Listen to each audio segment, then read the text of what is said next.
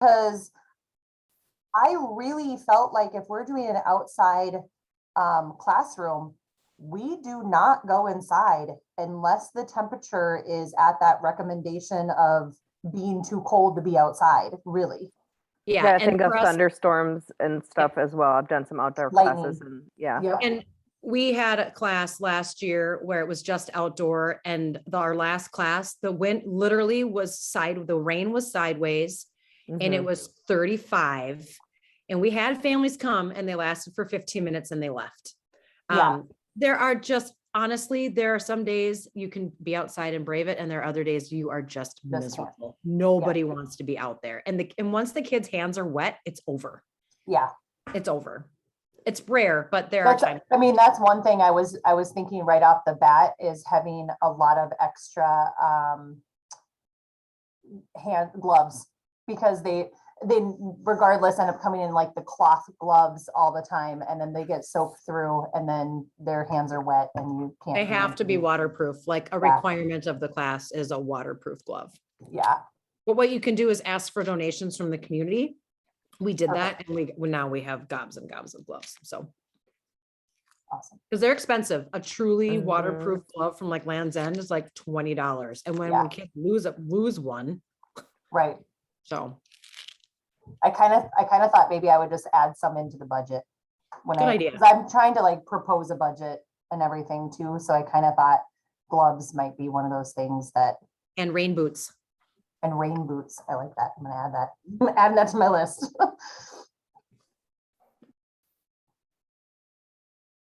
Any other thoughts or recommendations with any experience that you guys have on outdoor classrooms?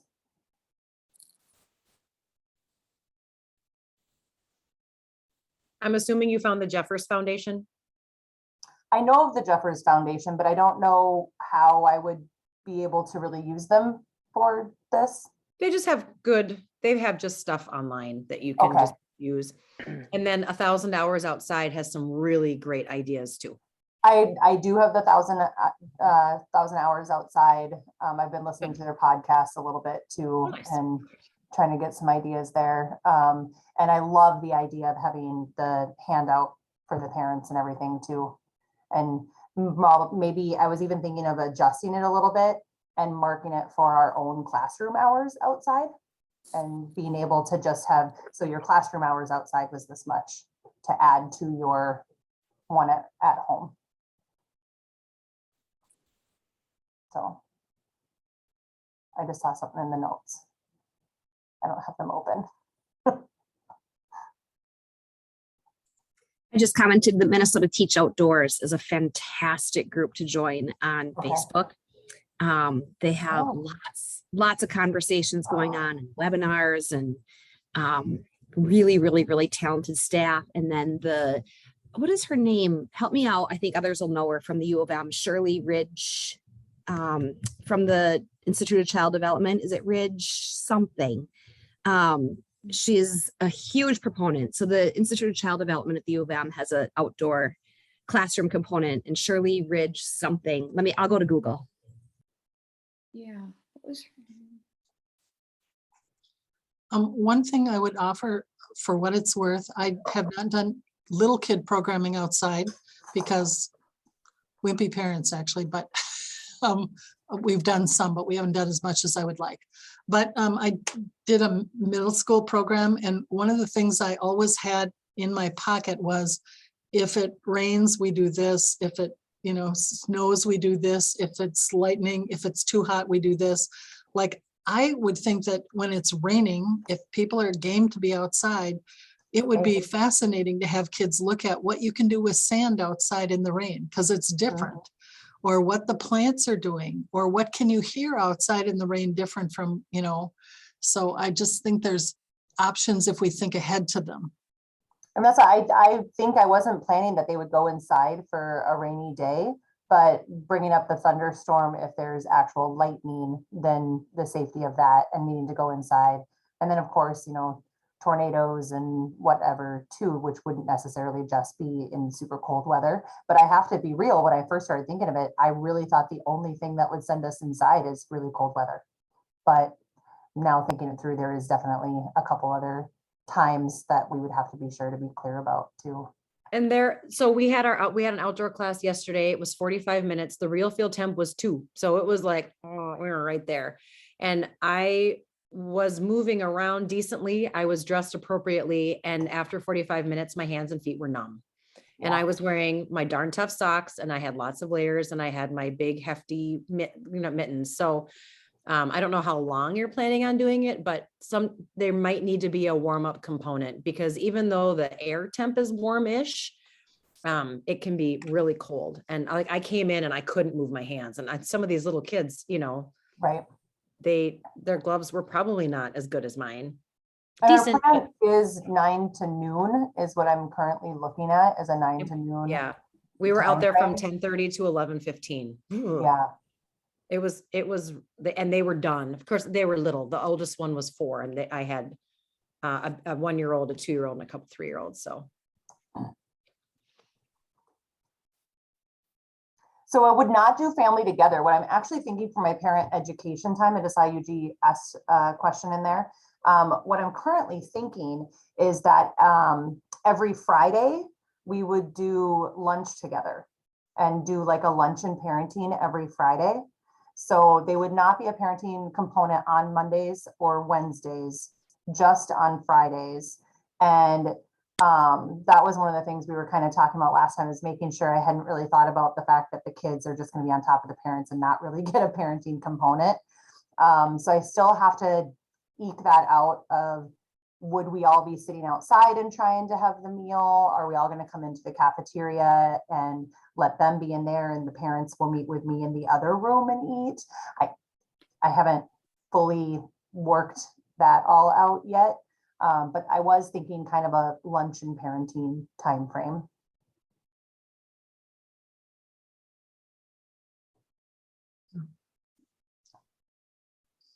Are parents looking for, have you talked to parents about it?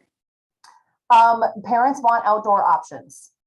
That's as much feedback as I get from parents. Yeah, we want some outdoor options, not really much more. I do know like busing is a huge concern for us. So that's why I was thinking that 9 to noon timeframe might be a little bit better, because we do have a smart bus that we use for our 3-year-old program rather than the district busing, because it's a little bit cheaper. They allow people to ride the bus, I think, for $1 a ride. So that would be like we can get them like a ticket thing, and they just do the punch card thing to make that happen. And they will make a route for us during that time frame if we are within their parameters of how many and how much and whatever. So busing, I know, has been a big concern for any consistent ECFE class like this that we've tried to offer before. And my other thought is 3 to 5s. So thinking that full range, and even as they turn 3, if they wanted to join, is the current plan. So if they joined like an outdoor class, I feel like is a little easier for that differentiation of items that they're working with and dealing with. And especially if we focus more on those other objectives that aren't addressed in a traditional preschool classroom as strongly. So this is just a curiosity, not being Debbie Downer, because I'm just more curious about ECFE administration and policy and things like that. So when you do outdoor learning, are there any like regulations or insurance things or anything like that that somebody with a higher pay grade comes down and says, you can't do this, or remember this? Or my understanding is, like, insurance wise, we would remain on school grounds. So I think like that would be a big deal if we were going off of school grounds. Then we have to, anytime we decided that we were doing that, we would have to call it a field trip and ask for special permission from parents and whatnot to be covered under insurance purposes, which we might do, because the space I'm thinking about using is an old baseball field space, and then kind of the woods connected right to that. But there is some great woods and a great walking path down behind there. So I think fairly frequently we would want to take advantage of that. So I would probably have to figure out how we would do that. Be like, we take field trips every Wednesday back into the path and, you know, something like that. So I do know that for the insurance wise, I have to be careful with that line of it. As far as someone else asking about toilets over here, I'm hoping I can use that annex space that I mentioned before to use their toilets potentially, but if not, right inside the first level of it would be a semi-decent walk over there. So we might want to actually plan bathroom breaks rather than bringing one kid over and over again. So, yeah. Susan, I don't know if this addresses, but, and it may be just that we are uninsured, but we did an entire 3 set of classes every Saturday for 6 weeks last summer that were in different city parks. So we'd go to one and then we'd go to another. We just essentially wanted to expose parents to different things in different city parks in the school district. And nobody ever asked that question or raised that issue. So now I'm worried because I'm just trying to sell that for the summer, but what's that whole thing, Mary Kay? Better to ask for forgiveness rather than permission. yes. Well, yes. and I think a lot of this would fall under community education's, like, when sometimes you sign a waiver and you say, like through gymnastics, for instance, if you were going to do gymnastics or community ed, you sign a waiver saying, I'm not holding you liable. So I think the umbrella of community ed would protect you if a kid fell off the monkey bars at, you know, Jefferson Park and broke their arm in an ECFE event. Do you know what I mean? Even looking for how you do your registration, if it's online, it's probably in the community ed area where they do register for the program. There'll probably be a waiver in there somewhere. Yep, guaranteed. Mhm. So you're look. probably already covered. We'll look. Now, I don't know how that works with just a like come and show up, don't register. We don't know you're coming. Like we do a ECFE in the park. That's just once a week through July, and anyone can come. That we don't have. It's not a pre-registered thing. That might be something different though, Mary Kay. Yeah, this was a pre-registered one. And so Okay. everyone they were ongoing classes. So it was the same families and they got to build some community there. The worst thing that happened to us was we went on a place that had 2 lengths of trails and I took a wrong turn and I ended up taking a group of parents and toddlers for a 3-mile walk. And by the time I was halfway through it, I realized that it wasn't any shorter to go back. And so we just, you know, one toddler ended up being carried for most of the rest of the way. I just apologized profusely as we finished, you know. Sounds like a great adventure.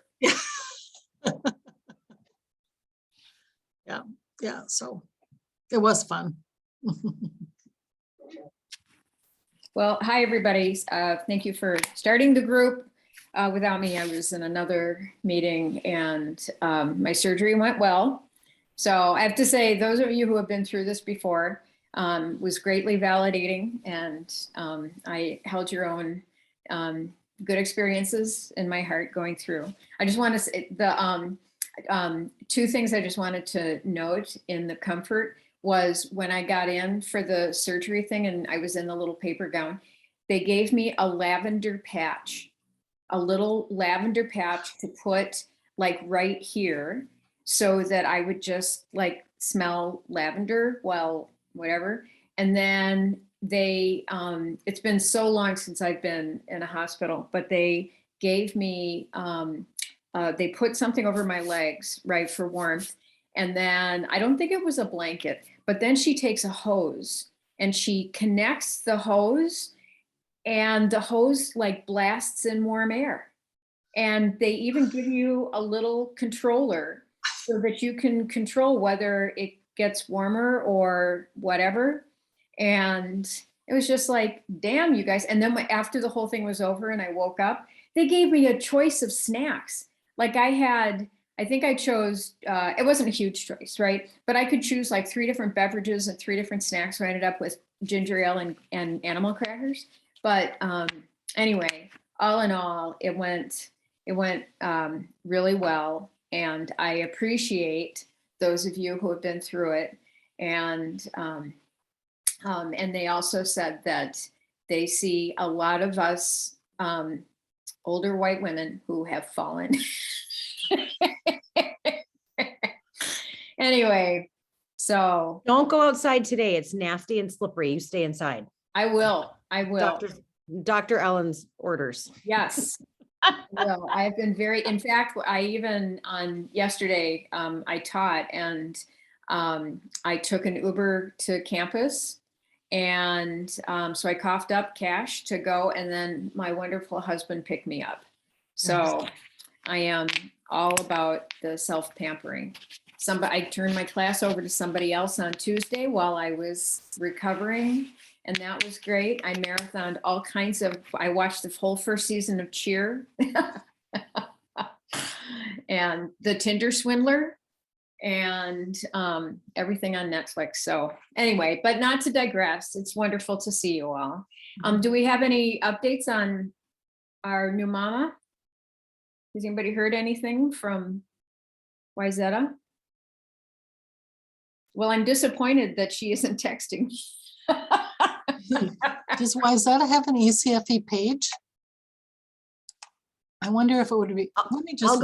I'll go stalk. Yeah. They do. Wyzetta has an early learning page on Facebook. I follow them. Okay. Yeah. Anyway, yeah. So back to the conversation. Yeah. So what else is going on with you guys? Anna, it's lovely to see you back in our group here. We've been getting a lot of views on our videos. So yeah, we're like hitting like 40 views on some of them. Yeah, I do try to watch the videos on all the days I'm not here. So thank you for recording them. It's very helpful. I always get at least one little nugget or two. Yeah. A little back to the lavender, I don't know if everyone knows this, but we had a study around, it was around adolescent males, but lavender is a very calming smell in brain science. And so if you have adolescent boys, it's wonderful. You probably don't want to put it on their chest because they'll be unhappy with that, but you can maybe sneak it into a corner of their room if they're having cranky days. So I put it in my son's diffuser. My son has a diffuser and I put in like cedarwood and lavender when he's doing his homework. And it's like, and he's almost 14. So he gets his homework done. So I think it works. You know, you can use the lavender. I mean, when you wash laundry, you can use that to make your whole like a clothes smell like lavender. It's really nice. Yeah. I was just going to say, Ellen, maybe you could put a diffuser in your classroom for when Mr. Cranky comes. Mr. Cranky came this week, you guys. After 2 weeks of not coming, he came. What happened? He did not wear his mask. He did not put a mask on his daughter. Our administrator was out, and my co-teacher and I were just like, oh, we don't have the juice in us to take care of this. So we let him stay, not wearing his mask appropriately for a few reasons. A, we didn't want to deal with it. And B, we wanted him to come to class and then just enjoy himself. He proudly showed me what his child's lunch plates look like. Some bread with some cheese, grapes, strawberries. Like, he was super proud to show me that they eat really well. And we just wanted him to have a day where we weren't harassing him. He was enjoying time with his kids. His 2-year-old was really struggling because they'd been gone for 2 weeks and he was screaming for almost the entirety of his older child's class. But he needs to wear his mask and she needs to wear a mask. So after class, his wife, who does all the communication, sent an email to my coordinator saying, we want to sign up for spring. And my coordinator sent an email and she said, we would love to have you for spring, but you cannot sign up for spring until your husband agrees to properly wear his mask. So, but he wants to be there. I think he likes to be there. I want him to be there. The 4-year-old has some things that need to be addressed. I think he's a good dad. He's got some real anger triggers, and I want him there, but he just has to follow the freaking rules. So we're going to see what happens on Tuesday.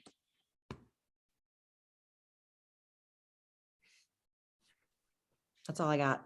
I just wrote on our ECFE board the quote, those who need the most love show it in the most unlovable ways, or whatever that, I know you all know what that quote is. It came to mind as you were speaking, Ellen. Well, and you hadn't heard, he called my coordinator or our building administrator a Nazi when she tried to put a mask on his daughter. So he's very angry about a lot of things. So anyway, so we'll see. But yes, I should diffuse some lavender. It's a good idea. That is a good idea. Chill out, okay?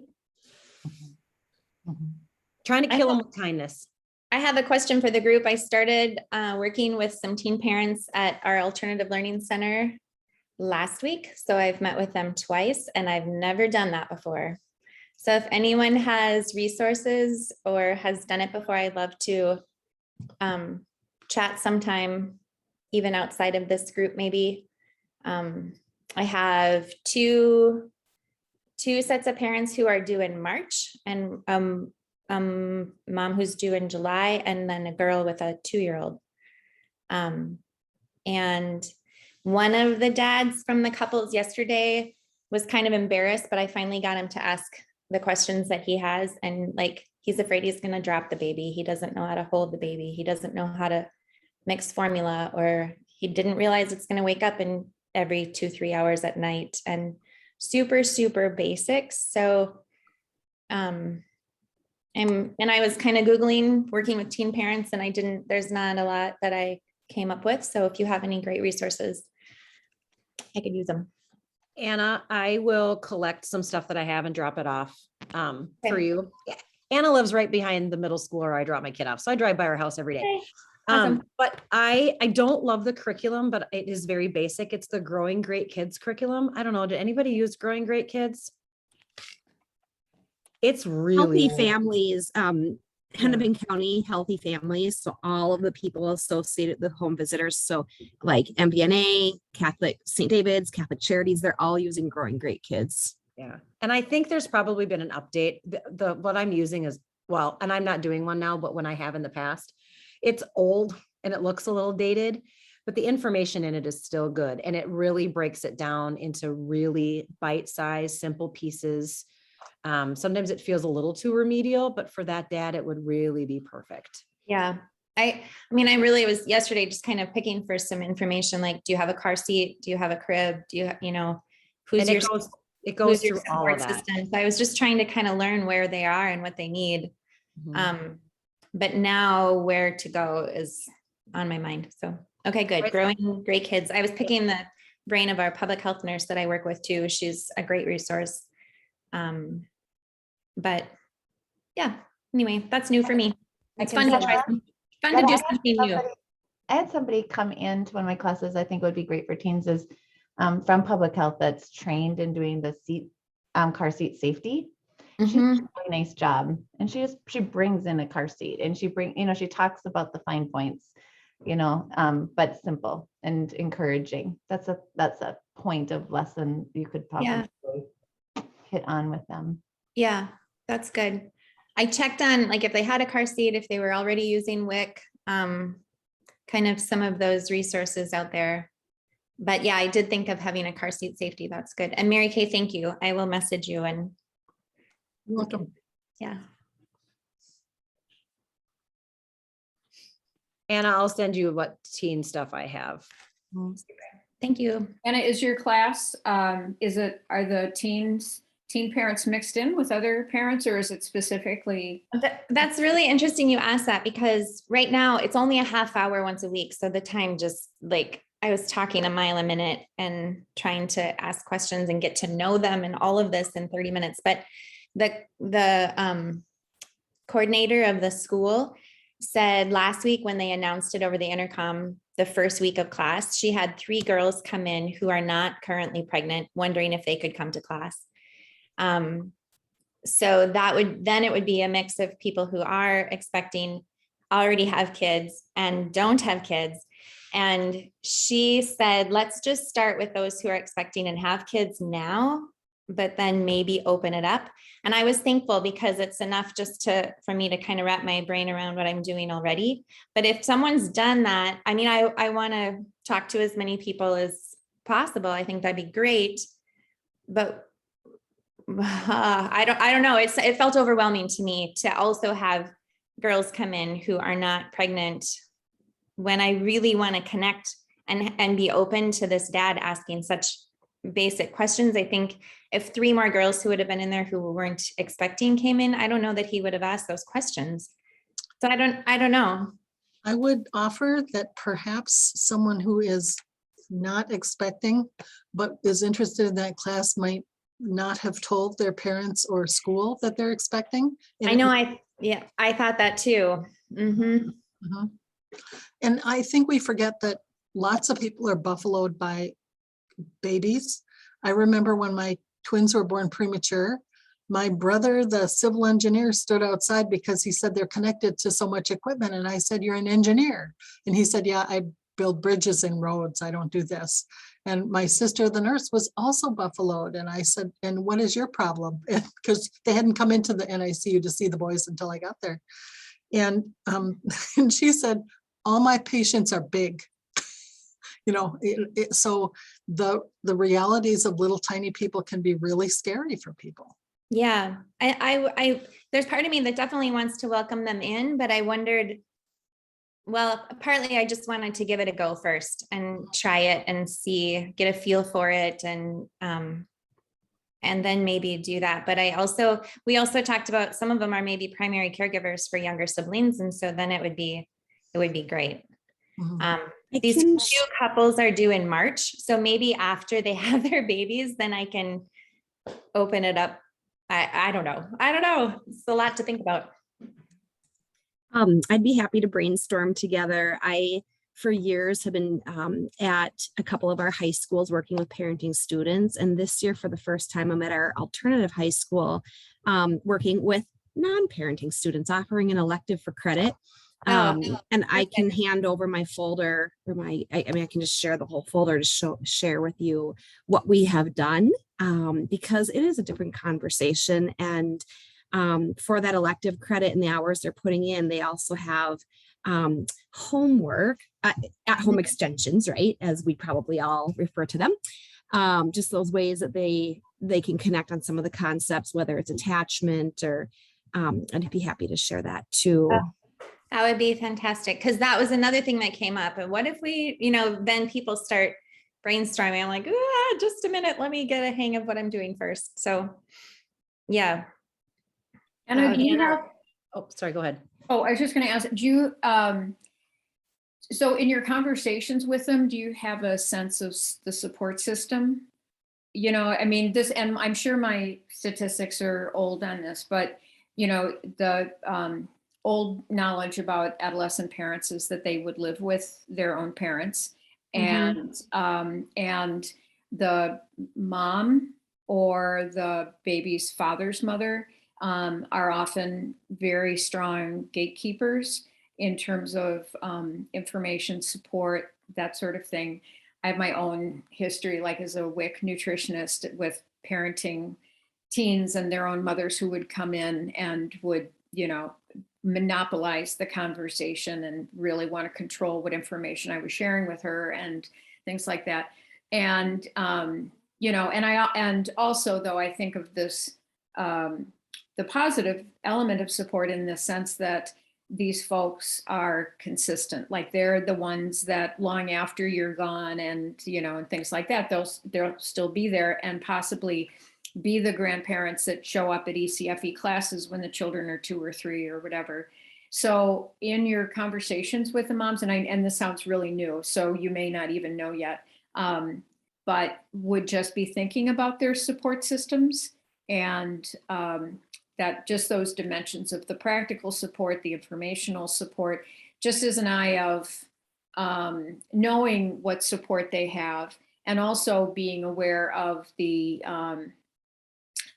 potential pushback or conflict or you know, sort of that filter of information that they're going to get. So you give them some parenting information and then they go home and they're told, no, don't do it that way, or you're going to spoil the baby, or yada, yada, you know, just that idea about the support network.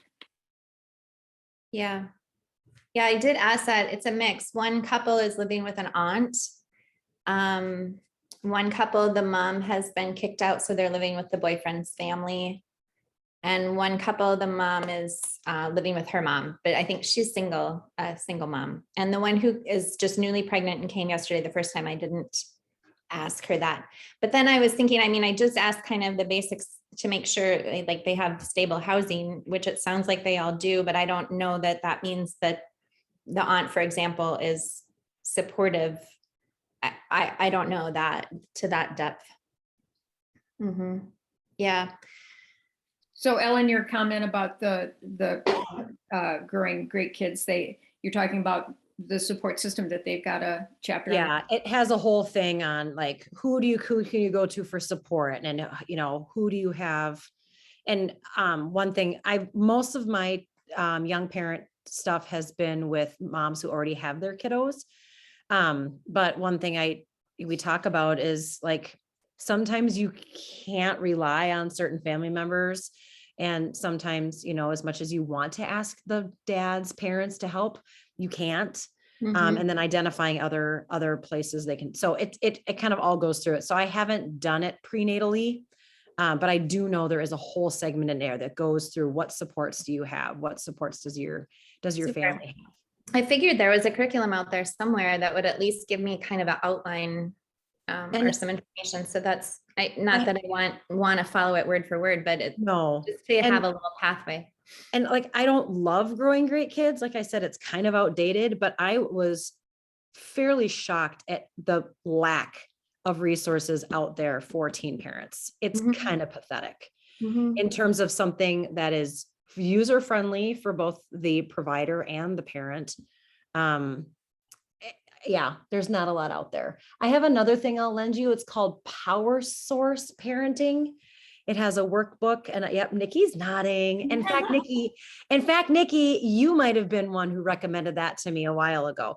I'm not using Lionsgate is the publisher, isn't it? Yeah. Power Source. Yeah. It's old though. That one's really old. Yeah, but I did do that, and we would read the chapters together, and then there were questions to go with. So that's a little bit newer. But I will lend that to you too, because I'm not using it right now. Okay. So we were just kind of extending this thought with it within our staff, thinking right now I'm going to the Alternative Learning Center once a week. How can we then, once the babies are born or those who have kids, pull them into our ECFE classroom periodically? Has anyone done a model like that has worked successfully once a month, every other week, or and maybe even invite some family members to come with at that point? Has anyone done something like that? Faribault did, Anna, when I was there. I know. It was every other Wednesday in the afternoon. It was after school. Oh, that was the young parents one. The young parents class. Yep. Yeah. And that's okay. But it was after school, and it wasn't just teens. There were also like young men and women who had graduated already. Yeah. So there were some families who were 19 and 20 past school, but came to that anyway. And they always had pizza. They provided transportation. It was every other month, every other week. Anybody could come. And it was booming for a while. They would have 4 or 5 families, but that's a lot of families.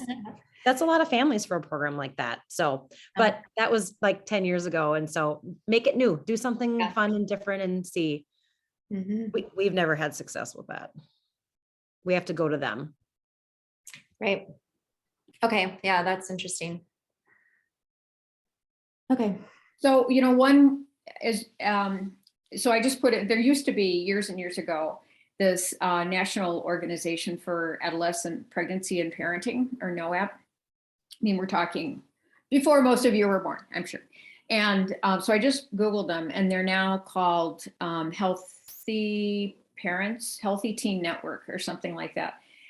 So they also have resources. They may also have, you know, curriculum and that sort of thing. One thing that I would be interested in with any existing curricula is, and it won't surprise any of you that I'm going to bring this up, is technology. And, you know, because all of these teens are on their phones, and they're teenagers, right? They're teenagers first, and pregnant and parenting teenagers second, related to their phones. And I saw somebody mentioned about text for baby. So one is just, and Anna, so you may want to do just a whole session just about get out your phones and talk about, you know, the resources that you can get, but also kind of that idea about any kind of parenting information and misinformation that they may get through their social media. And you know, you might have fun with them and just go on TikTok and do a filter for, you know, for parenting and see, you know, what comes up, or parenting tips. But, you know, I'm very leery. And then also, and this is a little advanced, but, you know, these kids are growing up in such a,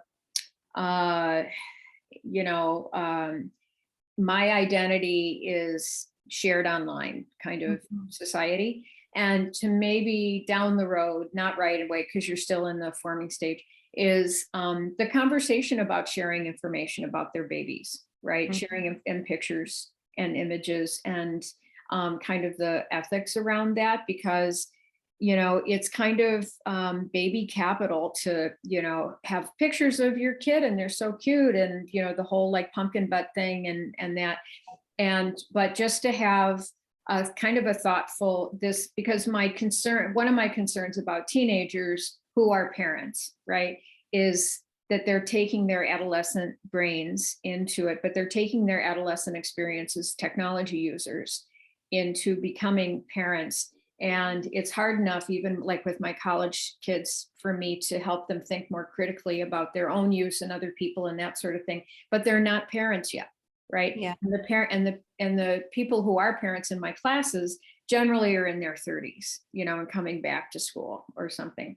And the people that I've had who have been teenage parents who are now like 20 and have a 2-year-old, you know, they are so interested in talking about being parents and using technology because of the way that they're so accustomed to being on social media and sharing, and not really thinking about who has access to their data and how their data is going to be used, and information like that. So, and I would guess, just because I'm, you know, I have a thing about this, but when I look at existing parenting curricula and things like that, is that the use of technology oftentimes is not there, because it's been a sort of a recycled, updated version of something that was written in the 80s and then updated 10 years later, right? And depending on who the author is, a lot of times if an existing author updates their own material, if they're not that interested in technology, they're not going to put much in there, right?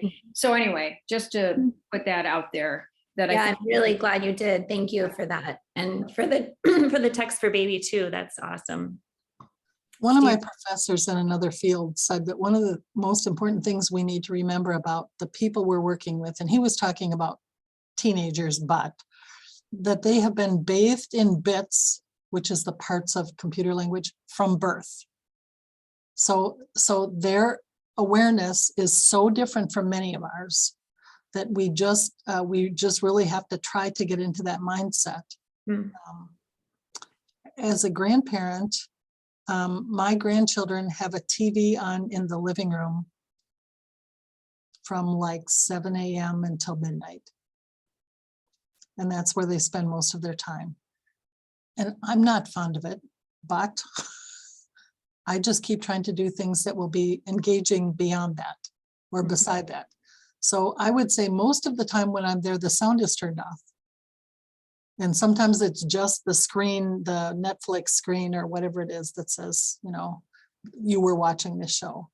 But it's a different mindset, and we have to be aware of that. It's like talking about adults from the Depression and how they saved things. You know, it's such a different mindset from what most of us live in. We kind of have to be really aware of it. Yeah, thank you. This is one thing that it just resonates with me because I've had so many conversations over the years with various teachers and staff and social workers and the staff that are in the schools. They might take a little bit different perspective than we do as parent and family educators. And I think we probably are on the same page, but I'm still going to say it. I think it's important to remind ourselves that the first meeting that we have, that we're very clear with our students, that we congratulate them. I hear from many students, it's really common. They'll tell me that I'm the first one that said it. People are really, you can imagine all of the emotions that their parents might have had. And they have, and really the majority of the families that I work with, these students are excited. They might be worried and concerned and scared and fearful and all these things, but they're excited. And sometimes we're the first people that really tell them this is going to be hard. There's no one saying it's going to be easy. But you're going to go through a lot. We're here to walk by your side, and you are going to emerge as the strongest members of our community that exist. There's no question about it. And these students continue to come back and let us know, I'm a nurse at North Memorial, or I mean, like they go on, and there's so many programs and resources. And I really think that it starts with telling them congratulations and really having them know that we're in their court. Nikki, can I go off of that? I think that's beautiful. And you always say things so profoundly heartfelt and poignant. I always appreciate it. And one of the things that, if I can chime off this, I have that first grandbaby that came this summer to parents who are in their mid to late 20s, but so they're not teens. But can I just say, just recently, the last visit, they said, we know you're a grandma. And they said, but thank you for supporting us in our decisions. I'm sorry, I'm going to cry, but I think we are starving. And I think all parents, no matter their age, are starving to hear or to feel supported, and that they're doing okay and they're doing well, and that we believe in them. And whatever that takes for the class for the teens, it might look different. But I don't say that to toot my horn at all. I just say it as a representative of young parents of young children. May I say it that way? They're just wanting, I think when they feel like they're doing okay, they feel better, right? I think we'd all understand that. But I feel like it resonates with what you're saying, Nikki, about supporting, encouraging, building up, and bringing the excitement into it as well. I think if I can say, I think another great thing, Anna, is with young parents, is when those babies are there, showing them some really cool stuff, like look at this, and show them reflexes, or show them watch how they track, and look at this, and pointing out the things their baby does and how cool it is, and how those things that they can interact with their baby even at this level. I think those are fascinating things that they like to see too. Look at how they hear your voice. Look at how they turned and looked at you. They know you already. Things like that, I think, validate who they are in their child's life. So, but yeah, we're all parent educators here, so maybe you guys are all like, oh yeah, Greta, this is old hat. But I don't know, it feels like it needs to be said. It rises up in my gut, so then I say it. So always good reminders. It's interesting. I was feeling really excited for this one couple in particular yesterday, and I was like, it's kind of weird to feel so excited for them because they're so darn young. And but so this is a great perspective for me to hear. I have a 17-year-old and a 19-year-old myself, so it's really hard to separate. You're right, Nikki, about the parent and their emotions, and put myself in that teacher role. So that's great. Thank you. Mm-hmm. And now wait a minute, before we go, how the resources in the chat, sometimes I can't get back to. Am I able to get back to those later, or should I try to write them all down really quick now? Nope. So I'll get the tape. God, what century was I born in? I'll get the, I just heard that tapes are actually coming back, if you can believe it. oh, Yes. good. See, Hi. discretion. You're actually ahead of it. Click on the three dots in the chat. When you On hit the chat chat. and there's three dots on the Yeah. right, it Okay. says save chat, and then you can save it all to your computer if you don't want to wait for it. Yeah. When I open the chat, If you hit chat and and save like chat, there we go. Where did I just save it to? It'll Okay, I'll probably find it. save on your computer. I'll find it somewhere. Okay. So, Awesome. yeah, and then what we traditionally do, especially with a day like this, when a lot of resources have been shared, is that I will upload the chat and then usually we'll convert it into, she'll pull out the resource information and make that available in the Google Drive.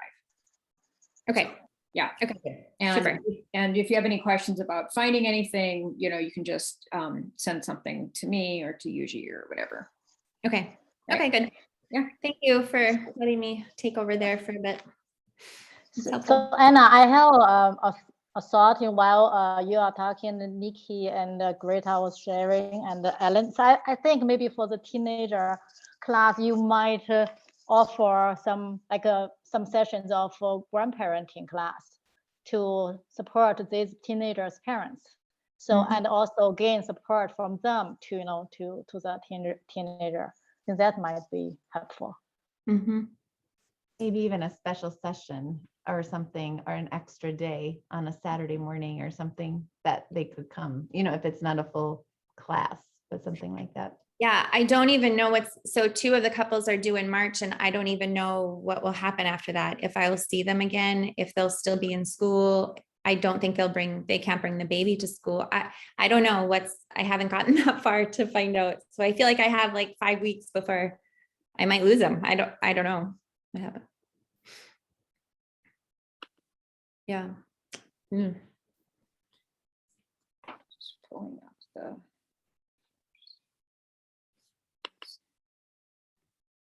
You might want to ask the families if they're not in class, if they would like you to send the resources, because Okay. you can probably email them a lot of that stuff and they might read, or they might have a few minutes to do that. And that might be also a feeling of being supported. Yeah, right. Yeah, I should figure out how to continue supporting them once the baby is born. I haven't gotten to that yet. So I'll make a note of that. Just curious, when you were talking about TikTok, has anyone kind of dove deep into TikTok parenting and what's out there? No. I'm curious.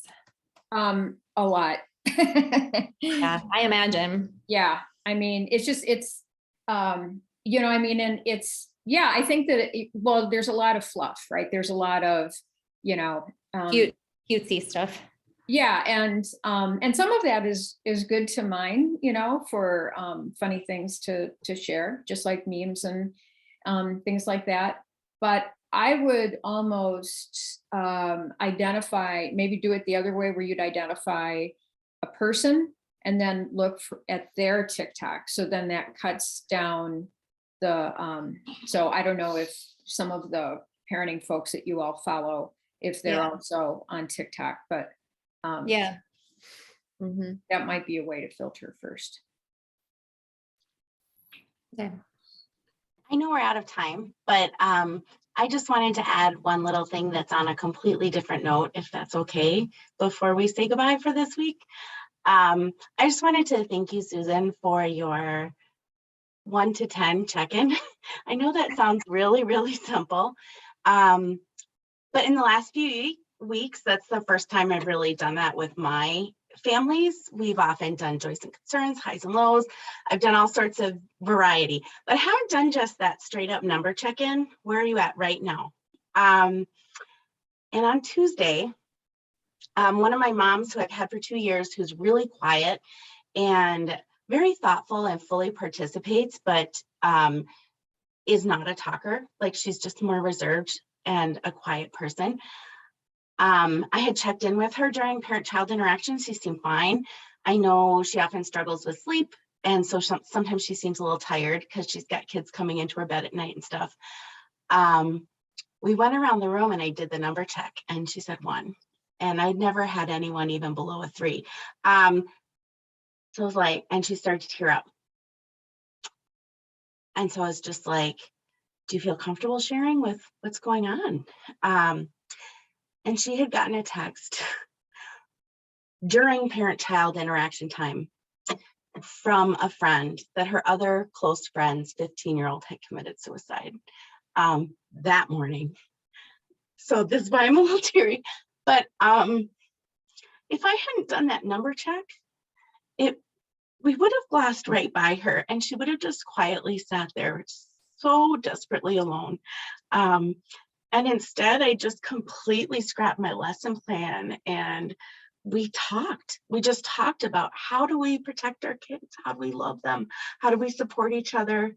How do we deal stuff that can't be fixed? Like you can't fix this. This is just awful. And it was a really hard class because I don't know how to facilitate that. But even though it was really hard and uncomfortable, I was so, so grateful for something as simple as a number check, because there's no way this mom would have shared otherwise. So I just wanted to say thank you for that different way of connecting with parents. It seems so simple, but just asking for highs and lows, she never would have said anything, I know. So thank you.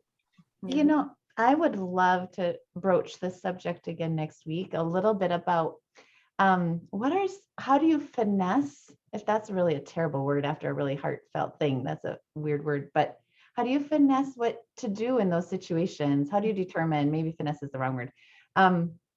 Because I had a grandparent who just started crying when we talked about grief this week too.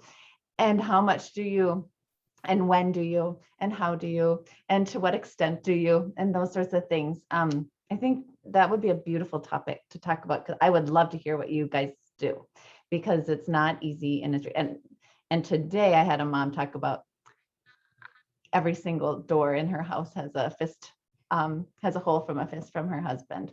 And a police officer is in my class and afterwards says, okay, this is red flagging. And I would love to talk about a little bit about red flagging, a little bit about those things. How and when do you stop and turn the direction of your plans for the day based upon the needs of the parents? So I don't know, anybody else for that? I would love to talk a little more. It is, oh my gosh, Becca, in so many ways. Thank you about the little simple thing, which I'm sure just came to me like in a moment, and then I just kept doing it. But I have heard back from students where they'll just go, thank you for checking. And it's a really simple thing, right? But anyway, but especially about, I mean, you did, well, as we would all say, right? I mean, you did exactly what you needed to do. And I am absolutely sure without your knowing, right, how to do it, like you being you, you finessed it, you finessed that transition because you were there and you spoke what everybody in the room was feeling and you gave them the space. And yeah, oh man, I would love, if you guys don't mind, I would love to talk about that next week. I face it all the time with my students, and I'll tell you that in student evaluations too, I have, they don't forget that stuff. Like they'll come back and they'll say the most meaningful class I had all semester was that day when and it was addressing, it wasn't moving on, right? And that's when they felt attended to and held. And it also really builds the sense of community, right? Because then it gives them the opportunity to be there for somebody else. When we just continue on with the curriculum, thinking that we're doing our job, like we're robbing people of that opportunity to be there for each other, right? So, yeah, I'm gonna make, well, if I don't, my handwriting is so horrible, like it looks like I'm a serial killer or whatever that is, but with my left hand, but I will make a note and we will start this next week. So, so thank you all. And thank you, Becca, for sharing that. What a heartfelt way to And I, oh man, but I so grieve for that mom. I have I had a very close friend about 20 years ago in the same situation. And the teenager had been the ring bearer in her wedding. Like, this was a very close connected family. So it was hard. It's still hard. And that's the other piece, is the like follow-up, the continuation. She's still going through this. Yeah. And then, you know, it's already in my plan this spring to talking with your kids about difficult topics. So we will definitely, and I referred to that, it's like, we will be talking about this, but you know, what did you tell your kids when you had to go to the funeral on Saturday? So. And I do that too. I did it a couple weeks ago. I don't usually do it. I kind of do it in spring. I kind of do a sexuality thing, and then I do like death and dying, but I also just kind of say preparing your child for hard things. I'm like, you might not need this now, but you might need it next week. And sure enough, I had a mom who said great grandpa died. And I was so thankful that we had talked about it. So I think the other thing you can do too, when these things come up and you finesse it in, it's a perfect word, Greta. There's no other way for it. But you can say, this might not be relevant to you now. It may hopefully never be relevant for you. I hope that nobody that you are close to commit suicide, but also modeling for parents what it means to sit in the dark with someone and not have a fix and not be able to make it all better right then and there. And then to say, this crap is going to happen. And how do you sit with people and just be there with them in that space? I think there's that piece of it too. So now everybody in there saw you do that, and they're like, yeah, and they know they're watching you, and they're like, wow, that had to have been really hard. So if you guys don't have a week where you talk about death books and how kids understand it and whatnot, work it into your curriculum. It's really important. And Becca, I don't know if you did I think you're the one who brought up the group guidelines when they pick a word and then you kind of put a word cloud together of the values. This is the perfect time to say, look, this is about connection and support and encouragement. This is not about learning and about whatever other things are kind of the more peripheral ones, but good. But this is exactly where we scrap everything and we support and we encourage and we're there for each other. And we have then a sense of belonging, whatever those big ones are that they chose. Perfect time to come back to that. So, and you did it. Yeah. I just remembered having to go to ECFE when my mom was dying and having an amazing ECFE group who was there for me. And it's like, you can't just pretend it's not happening.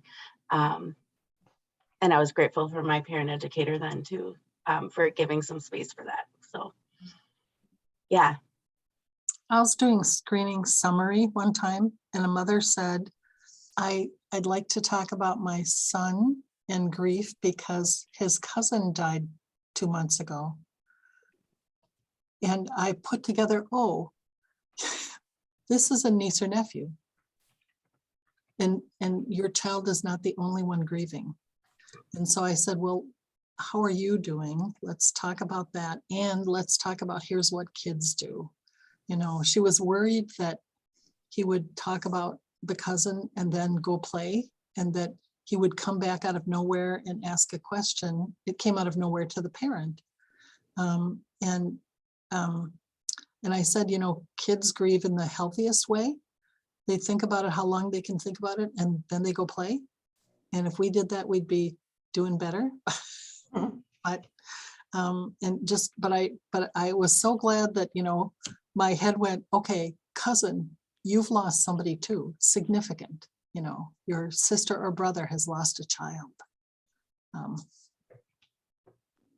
Something that I've mentioned here before, but I'll say it again, is a counselor at the middle school where my husband worked tells children that if you loved much, you'll grieve much. So that if there's grief there's evidence of love, right? So, and that's kind of a comforting thing for those who are grieving. It's like, oh yeah, I wouldn't be feeling this way if I hadn't loved them. So there's a great phrase, I think.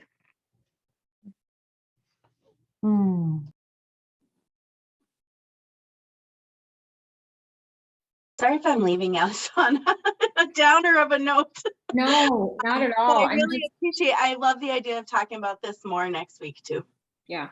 I think we all have situations like that where we don't know what to do with crying or tragic news like that, because that's real life. And so I would love to talk about that and hear what other people are doing.